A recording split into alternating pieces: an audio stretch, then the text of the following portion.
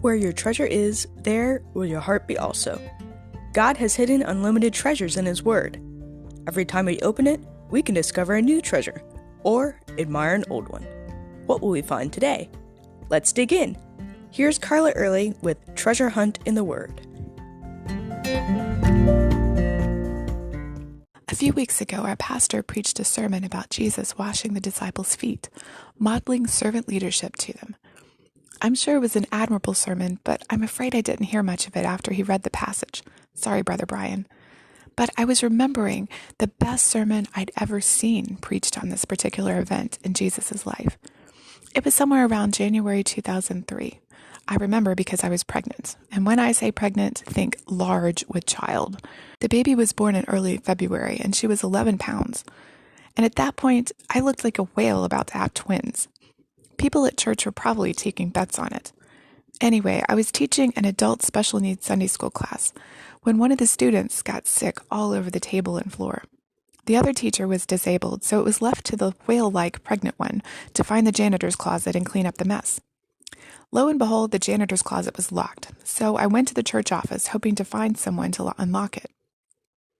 The only one there was the pastor, Stan Braley. He was probably going over his sermon, and I didn't want to disturb him, but I figured he would have the key. Instead of giving me the key, he walked me to the closet, helped me pick out what I would need, and then insisted on cleaning up the mess. He didn't leave me to it or find someone else to help. He joyfully went in the classroom and cleaned up the man who got sick, cleaned off the table, and cleaned up the floor, all the while laughing and joking with the special needs ladies, admiring their craft they'd been working on, asking them what the Bible story was about. The large whale-like woman stood in the corner with tears in her eyes, thinking that this was the best sermon on John 13 I'd ever seen in my life. I knew I'd always remember it, and so would our class. They might not remember what happened in class that day, or even that one of them got sick, but they would remember that their pastor loved them and valued them. Jesus told his disciples, "If I, your Lord and teacher, have washed your feet, you also ought to wash one another's feet. For I have given you an example that you also should do just as I have done to you.